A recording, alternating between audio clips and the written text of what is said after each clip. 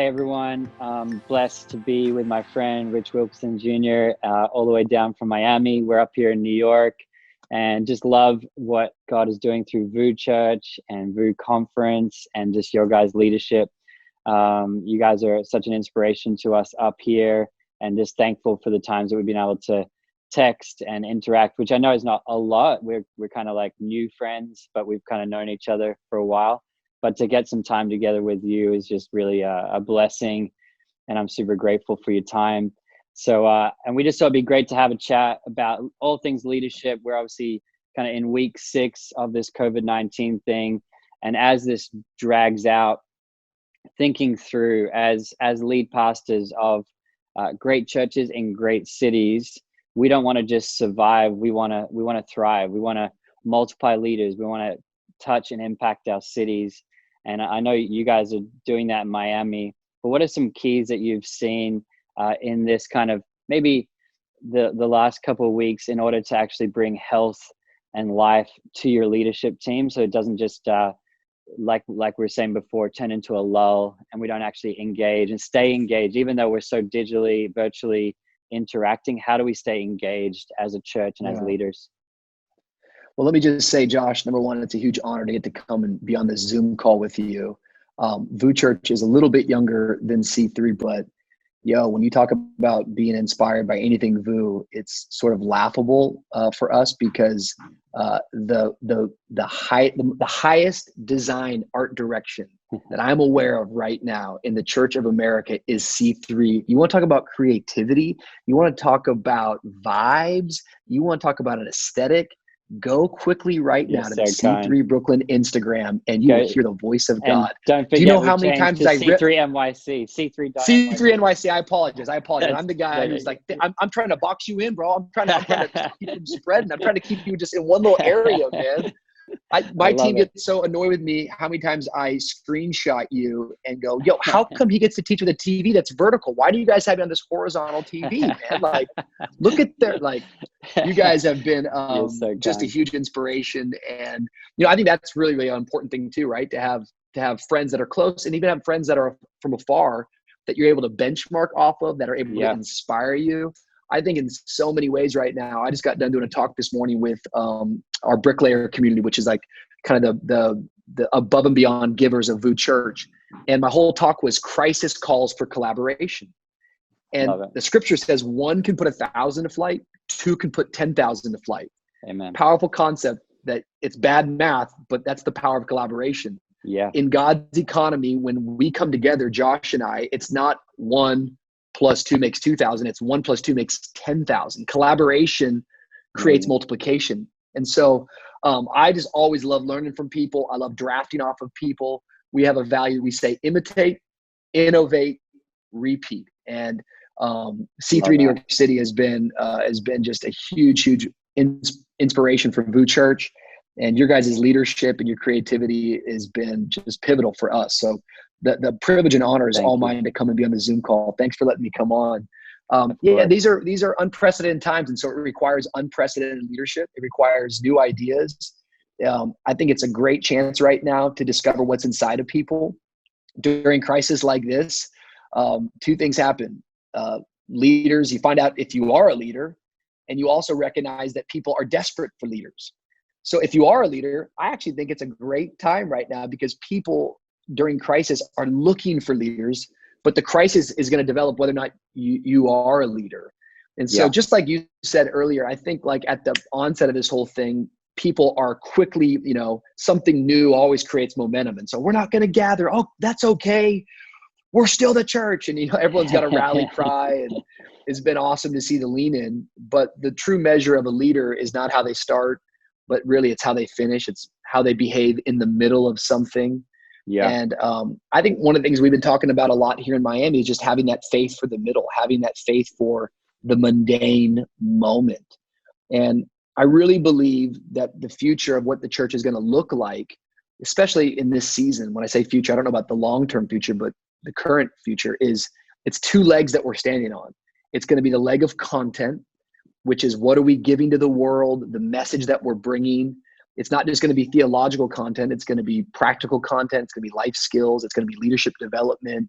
It's going to be thought leaders, and everybody on staff at a church and everybody leading at a high level in a church needs to think that way. Needs to think that, how can I be sharing? How can I be teaching someone whatever I'm doing? Like right now, you and I are having just an everyday leadership conversation that we would just have as friends, but we decided, hey, you know what? Let's film it. Exactly. And maybe someone can find value in it. So we're going to find value between you and I as we sharpen each other. But we're also going to give every bit of our conversation away for free as content so people can receive and develop. But the other side of the church is the other leg, which we've always been standing on, which is this leg called community. And community more than ever, that we are, you got to love getting phone calls in the middle of this thing. I know, exactly. It happens all the time. Totally. But community is like, the church is not an event. The church is not a program. The church is not, all right, let me put my Sunday best on and let me put my 30-minute talk together and okay, worship team, go and hit the lights and give my talk and then see you again next week. That's an aspect of the church, but the church has always been the people. It's always been the community. And we have to figure out new ways right now how to continue to reignite the community in using technology through a digital platform. But those two words, I think at large, every church leader needs to be thinking about. And everyone at our church right now, those are the words I'm trying to put in front of them, because at the beginning it was easy. Now we're getting into the middle of something 6 weeks in. Guys, we got to all be thinking content. We got to all be thinking community, and we got to work together. Yeah, so good. Content and community. And how do we shape our content in terms of what's going to be really useful? Obviously, everyone at the beginning is just trying everything and seeing what lands. What are you seeing that is actually helping both your church? Because there's kind of two areas where content's landing. It's like your members, you got to look after them, you got to shepherd them, make sure they're cared for, we love them. But also, how do we reach the world? Let's use this as a moment to actually impact our cities and beyond. Talking about those two spheres, what do you feel the content should contain so that when they receive it, they're feeling, encouraged and pointed to Jesus? Yeah, I think over and over again, like what they would teach you in business school about branding is that you brand your strength. It's like, it's funny when you start thinking about like brand, it's like, what's our brand? Well, it's like really the customer is going to determine that. They're going to define what they find valuable and what they don't find valuable. What I find to be so unique and interesting right now is with all these different digital platforms, from Twitter to Facebook to IG to YouTube, TikTok, for goodness sakes. Man, our team's trying to put me on TikTok. I got to go there. I'm learning. But I've resisted, but yeah. We got to go, bro. Come on, we got to go. You are C3 New York City. You should be all over TikTok. But that's right. What's cool about it right now is that you're able to quickly kind of get some immediate feedback as to what's landing, as to what's connecting with people. I don't think that should be the only measuring stick. Sure. But I think we're silly not to pay attention to what people are going, man, this is getting spread. This is getting shared. This has got great comments. This is good engagement. And so for us, like you just said at the beginning of this thing, we quickly just adjusted, and I just turned our whole staff into content producers, and we're just putting out more content than ever. And some of it has really been helpful to people based upon the feedback and the testimonies, and others things haven't landed. But that's okay, because we're experimenting right now. Yeah. But I think as we go further and further, we want to continue to narrow down and define a target and define what it is that we're trying to accomplish. For me, I always want to add value to people. I believe that the keys to success, they don't change in difficult times. They don't change in struggles. In fact, they just need to become all the more loud. So for me, I want to help people sharpen their leadership. I want to be a voice of hope. I'm a gospel preacher. I want to look for new, unique ways to share the gospel, to get Jesus into conversation. It's been fun because I've been skateboarding through my neighborhood like every day now. And I've been in my neighborhood for 3 years, and I know some people in my neighborhood, but I know a lot of people in my neighborhood now. Yesterday I was skating by, I started talking to this guy. We're talking for 5 or 10 minutes, and finally at the end of the conversation, he goes, "Hey, by the way, I love watching you on Instagram preach." And I'm like, "What? Bro, we've been talking for 10 minutes, and I had no idea that you knew anything we did." But that's the power right now, that you could be in conversation with somebody, you have no idea that they've seen something that you've put out there. Yeah. And so when you're asking about what is the content, I think that for all the lead pastors out there, there is content that you're giving to the mass, and masses is all relative, right? Like we've all got some level of a mass that we're dealing with, but then there's also the team content. And that really, to me, has been the greatest balance. And I'm trying to figure out, okay, I'm preaching church online, and I want him to give a broad message. I want to give hope. I want to give the gospel. But I also got to come into a team night. I got to go into a Zoom call. I got to go into some Zoom huddles, and I got to get tactical, and I got to get into the trenches with people, and I got to inspire them. Right now, one of the things that we've seen, I don't know how it works for you, but on our weekends, we don't just watch church online, but we still roster all of our teams. So we've still put 700 some servant leaders into one of the 9 services, and then they do team huddles before and after. And but like just like you said, like I think the team huddles, the quality's getting better, but we're seeing the engagement decrease. So quality's increasing, engagement decreasing. And it's not the decreasing effect is not because there's not good things being said. It's just because it's going, like the mindset is it really necessary, bro, for me to jump into a Zoom and go through this exercise of 20 minutes of here's the announcements and like, I think I'm good. I don't think you're going to notice me missing.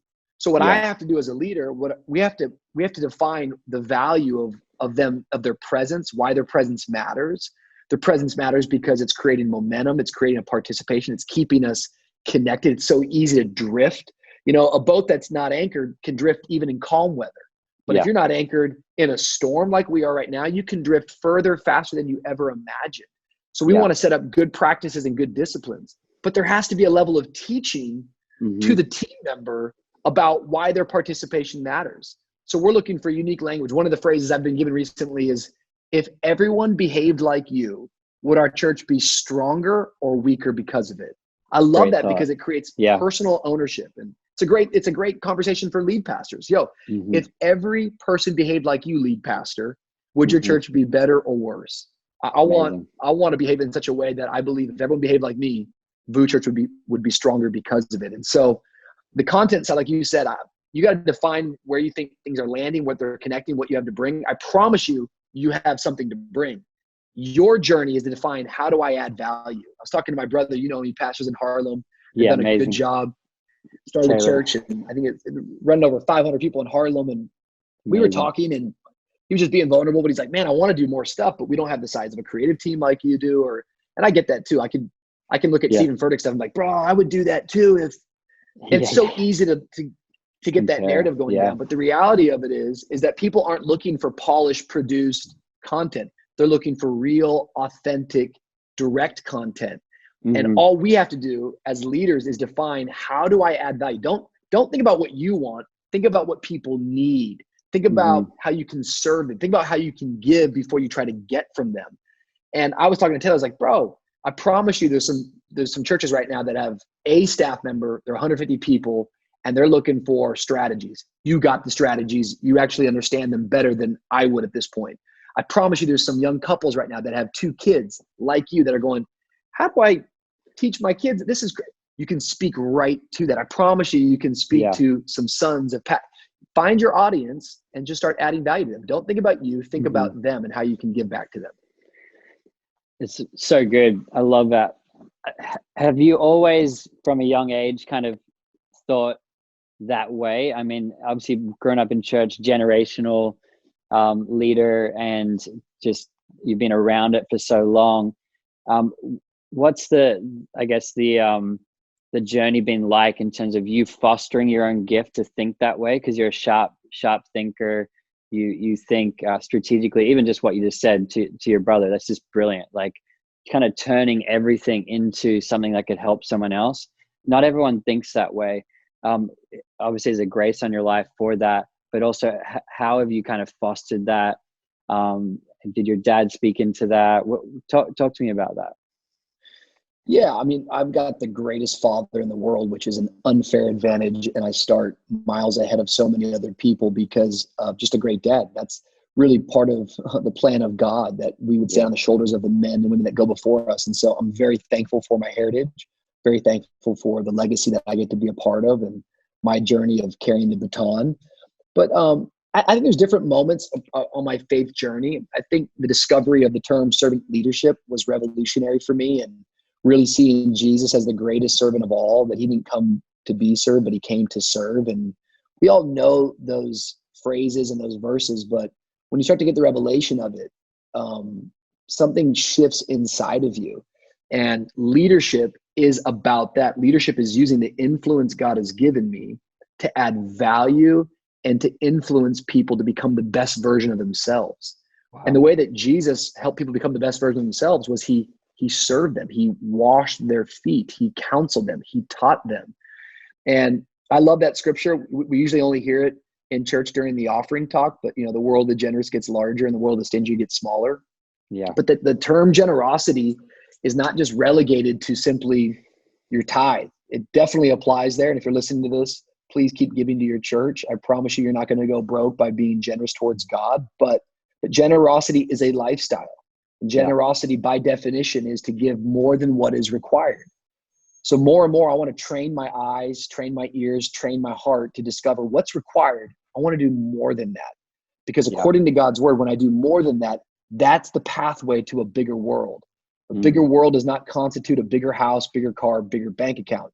Not opposed to those things, but that is not the goal in it itself. A bigger world is bigger relationships, a bigger spirit, a bigger resiliency, bigger commitment, bigger friendships, bigger relationships. I want to live in a big world. I want to live in a world where I actually declare, you know what, like John Wesley, you know what I mean? That the world is my parish. I want to help be a voice of the gospel to as many people as I possibly can. Whoever God would lead me to, I want to help serve them. And I think that the way we get there is through generosity. And I think many times what happens to us, Josh, is that we think, just like how people do with their giving, when I make some money, then I'll be generous. When I get promoted, then I'll be generous. Listen, I'm going to be generous towards God, but I don't really have a good salary right now. Well, we do the same thing in leadership. I will start adding value once I actually have that platform. Level. Once my church is that big, and once I've preached at that conference, once I've been recognized by them, and it's like, bro, it's the wrong mindset. Yeah. God always works through seed. He gives you something small and you steward it. And what we fail to maximize, God will never multiply. And I just want to get to heaven saying, God, every opportunity you gave me, I maximized it. I'm by no means the smartest, sharpest, most gifted, but I want to be a person that says every opportunity God gives me, I saw it in the seed format and I maximized it. And I believe that God multiplies it. It comes with a generous attitude. It comes with a generous spirit. I was preaching about David the other day. You don't think about the word generosity with David, but like it was. It's like David was a shepherd, meaning his job was to look after the sheep. But one day a bear came and he said, you know what? I'm going to go above and beyond. I'm going to risk my life for the sheep. What? Next time a lion comes by, he goes, I'm gonna risk my life for the sheep. Well, it's like by the time he gets to the Philistine army in 1 Samuel and he sees a giant, everyone's like, I can't believe he was willing to risk his life for all the people. Well, it wasn't that difficult for him because he'd already risked his life twice for sheep. Of course, now he can risk his life for God's people. And with it, this great promotion, this obstacle known as the giant was actually a gift, but then he did what was more than what was required. And it led into a great big world. Love that. It's crazy that they weren't even his sheep as well, which is a crazy thought in terms of stewarding someone else's vision and to still lay down your life to that level, which I think that's where you and I come from, is actually laying down our life. You laid down your life for your dad's vision, and then God entrusted you now with a bigger vision for yourself. Speak to leaders now that are maybe they feel like, I'm just looking after a few sheep. I'm just caring for a VU crew or a C3NYC dinner party. I know for me, everything I was given, I just treated like it was the last thing I was going to do. Like I would just pour my life in. No one had to follow me up. No one had to tell me to do that. And I'm always trying to coach people into that. But we live in a generation that feels exactly what you're saying. I'll do it when I've got the title. I'll give my all when I get paid or whatever. How do we kind of flip the script? I know it's connected to servant leadership. We follow a servant king. Jesus is the greatest example of that. But saying that and then imparting the DNA of that is a whole nother thing. How have you found that in a younger generation? How do you impart that? Yeah, you're speaking my language. These are some of my favorite things to talk about. It always comes down to me, the word vision. And surprisingly enough, so many people go throughout life without having vision, without having a picture of what tomorrow could look like, should look like.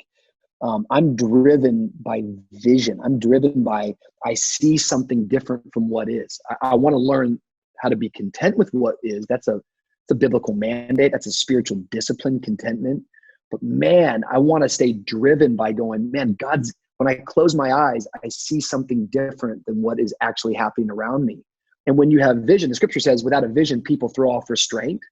Another one says, without a vision, people perish. Yeah. And the idea there, what the writer is saying is that if you don't have a picture of tomorrow, man, you're not going to have discipline in your life. You're not going to have boundaries. You're going to be swayed by your feelings. You're going to be swayed by your impulses. You're not going to have any restraint. You're going to go for all the short-term gratification. You're going to take your chances with every bit of pleasure. You're not going to live a life of joy. You're not going to have any restraint. You're just going to go for I'm going to eat the DiGiorno pizza every night, bro. I don't have a vision of having a healthy body. It just goes hand in hand. Totally. So vision is the thing that guides us, but passion is what drives us. So passion comes from the word vision. Whenever I meet people that are lacking ambition or drive, rather than just try to berate them and say, get it together and go harder. And man, why can't you make your crew grow? And bro, come on, man, like you should be developing that team. And man, how come you haven't read a book this year? And come on, like, don't you want to be a better speaker? And man, your voice, like whatever. Yeah. Rather than just try to berate them by trying to inject them with passion, I want to try to appeal towards their imagination. I want to try to paint pictures for them. I want to try to speak to them in the vision that I have for their life, speak to their potential. I feel like Jesus did a lot of this, right? It was Zacchaeus, you come down, I'm going to your house today. It's like, whoa, that was all like forecasting. Like wait a minute, You're going to come eat with a tax collector? This is Jewish culture. The table's the most sacred place, and you're going to neighbor with me. You're going to eat with me. And Jesus is like, yeah, I've come for you. And it's just beautiful language. So I really, what I would speak to everyone out there, because I know people that are watching this right now might not just be in church or might not just be church leaders, but there's business leaders out there. Like, this crisis has hit us all in the mouth. Mike Tyson said, everyone's got a plan until you get punched in the face. And in many ways, that's a good description of what this virus has done to our businesses. We've gotten punched in the face. I had a great plan. The thing was starting to grow, but now I've lost all my customers, or I just lost my job. I worked so hard. I've got these bills. Well, this is a great opportunity right now for you to gain vision and for you to begin again.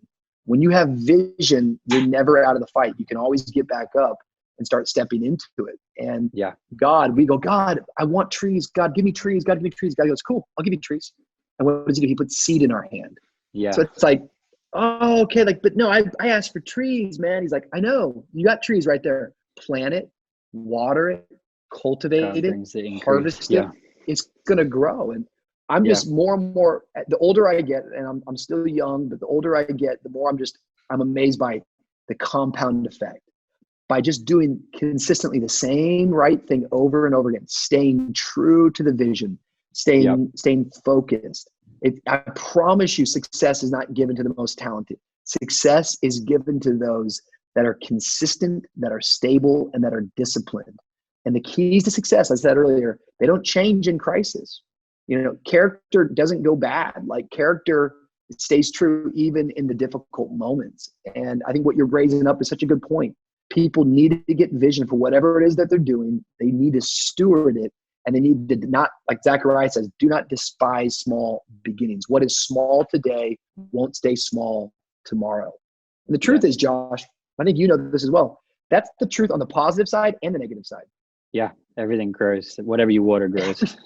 Yeah. You got it. So like, what do you want to grow? Well, then feed that, water that, because that small little thing right now in your character, that small discontentment, that small bit of greed, that small bit of complaining, that small negativity, if you don't address that thing, it's only going to grow on you. Mm-hmm. I'd rather deal with the positive things, the little vision, the small dreams, and go, God, I'm going to work towards those things. I'm going to watch those things grow. And that's just been what I've seen happen in our church and in our life, that we just continue to speak faith, operate in faith, continue to build, continue to work. And it doesn't happen overnight. There's no such thing as an overnight success. All we have in life is over time success. And we have to be committed to it. And this is a perfect hour right now to get fresh vision. This is a perfect hour right now to cultivate the seed and watch as God makes it grow. Love that. Yeah, we say to our team, be more passionate today about the basics than you were yesterday.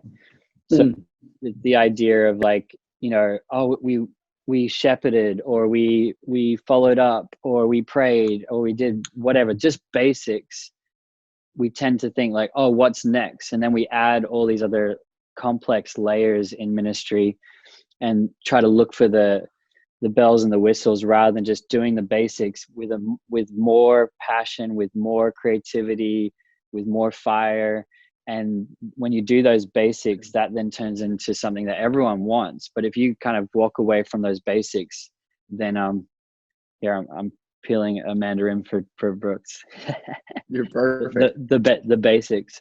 But yeah, staying passionate, not just maintaining that, but being more passionate today about, Sunday online church, being more passionate today about reading your word than you were yesterday. And that, I think that builds such a healthy leadership culture. Totally. But it will only come when you decide to live your life out of design and not in default. It requires real intention. And I think maybe that's what people miss out sometimes, is that, like, being a healthy adult is hard work. And you've got to be committed to the hard work. And we don't talk about it enough, but like all of what you just described requires discipline, requires healthy systems.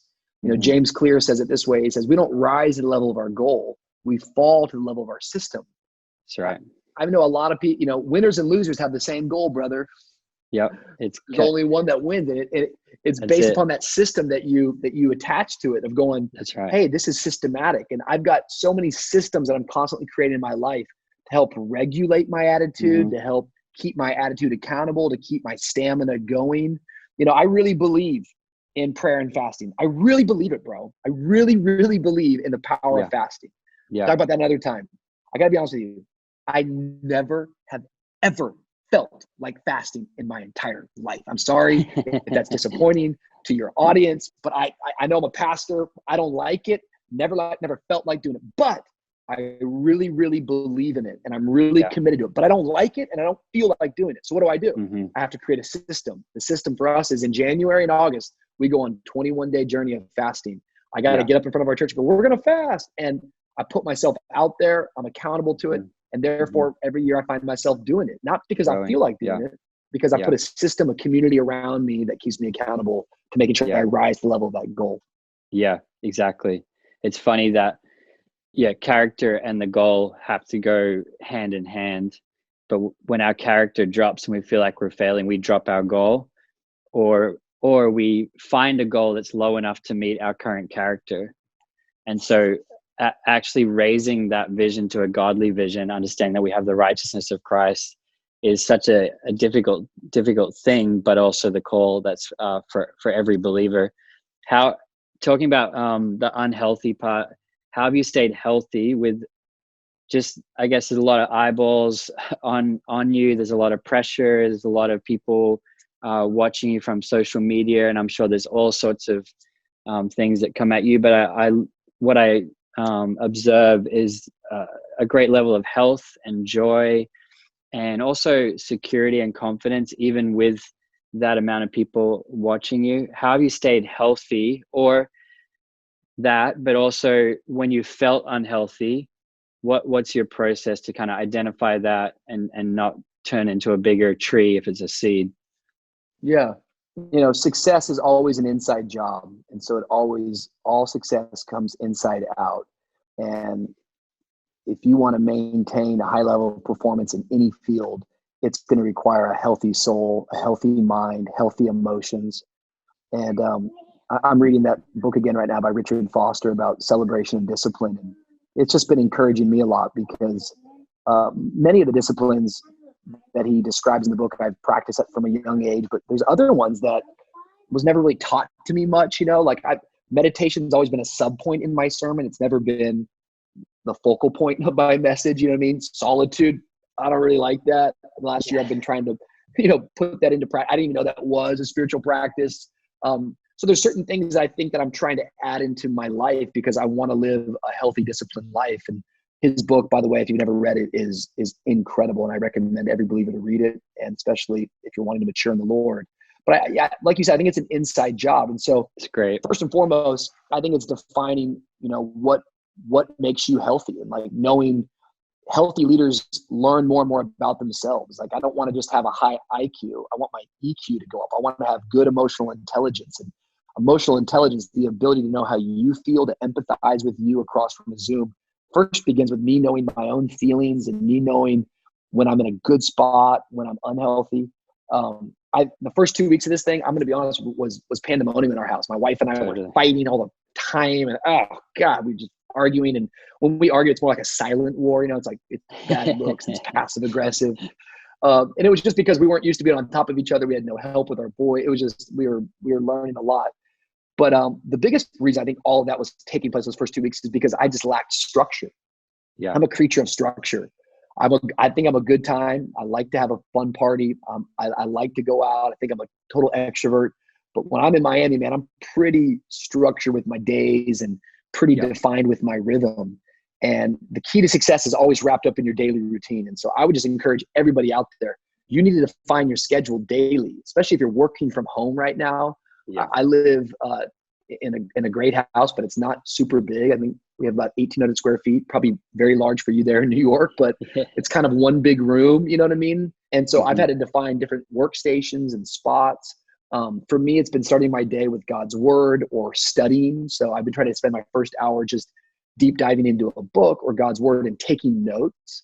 The other big part for me has been putting boundaries, parameters on my media intake. This past summer, first time in my life, I kind of was starting to develop mild forms of anxiety, and I went on a 2-week vacation. I turned all my social platforms off, my phone off for 2 weeks. And it was amazing how the anxiety left very, very quickly. Wow. And so I made a connection that, wow, this media intake for me can develop literally physical repercussions. And so I felt like I was really kind of getting control over that from August till about January. And then COVID happened. And now I'm like a social media addict all over again. I'm doing lines of Instagram.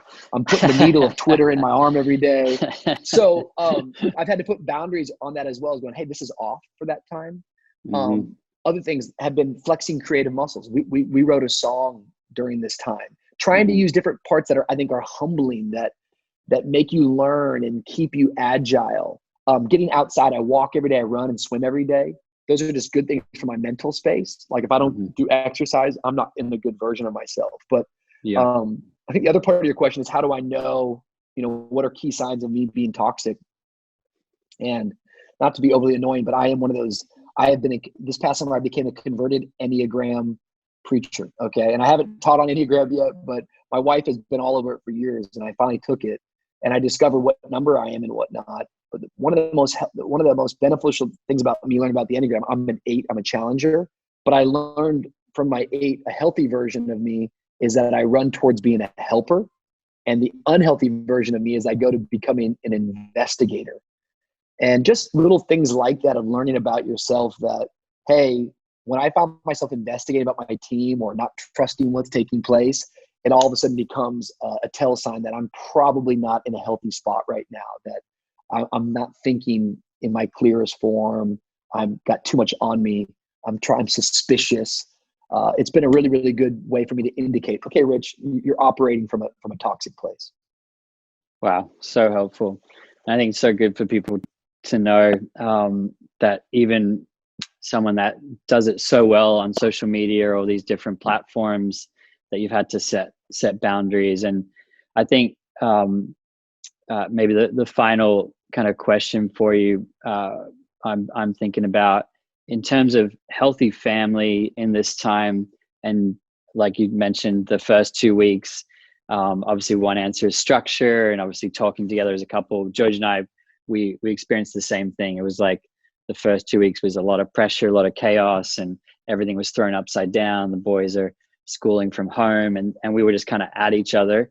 And then we're in a better rhythm and better pattern now. But I have found that I guess we're 6 weeks in, basically once a week we have like a moment, like where we're just kind of a little bit at each other. Pressure builds up for couples out there, families. Maybe they're in a more difficult situation, like they've lost a job or they're just going through grief. What's your word of encouragement for couples that are kind of feeling that tension and they love each other and they're for each other, but they just can't seem to get over those moments. Yeah, we're in a collection of talks right now at Vous. We started it this past week. It's going to go for about 6 weeks.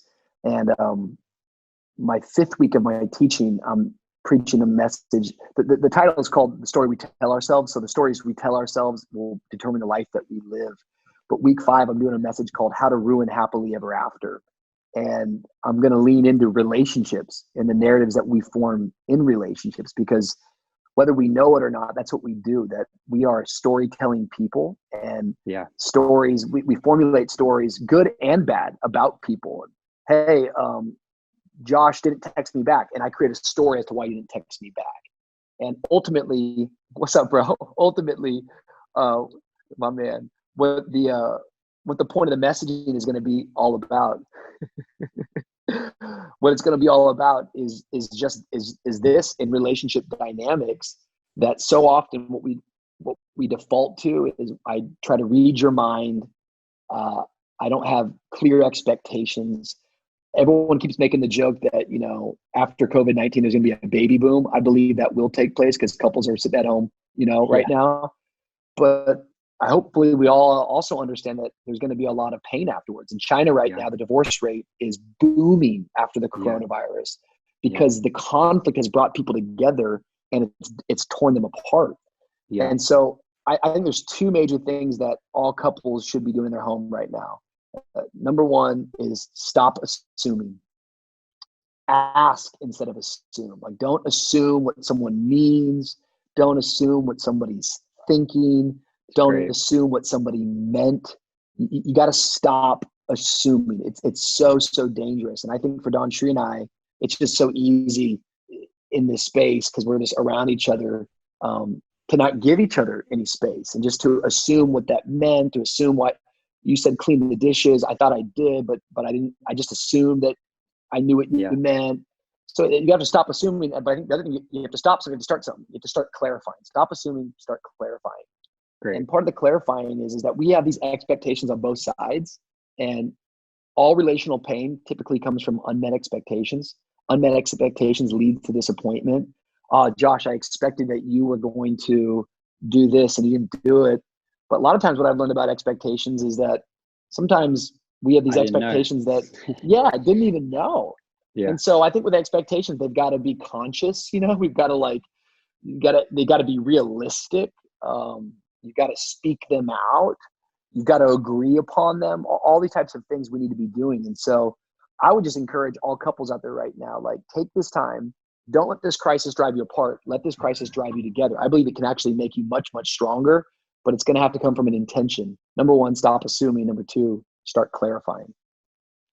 So good. Zeph, do you want to sign us out? Hey, Rich, honestly, you're so kind to give us some time, and thank you so much for just what you shared. So much gold in there. Yeah, I'm going to close this call off, and then I'll be finished. Okay, bud? I love it.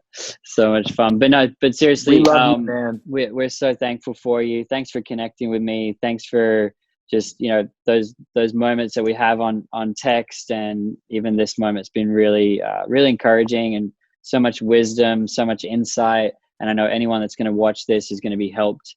I just love that last part about marriages and relationships. I love that Jesus said, I no longer call you servants, but I call you friends, because a master does not disclose those intimate details. And I just love that all of our friendship, all of our relationship flows out from the fact and revelation that we're friends with God. And then we can pass that love on to others. So all that being said, we love you, man. Hope you have a great day. And thank you so much. Thank you for letting me come on. I love you guys. Love you, C3. Yeah. See you, Vu. Love you guys. Brother. You're the best. Bye.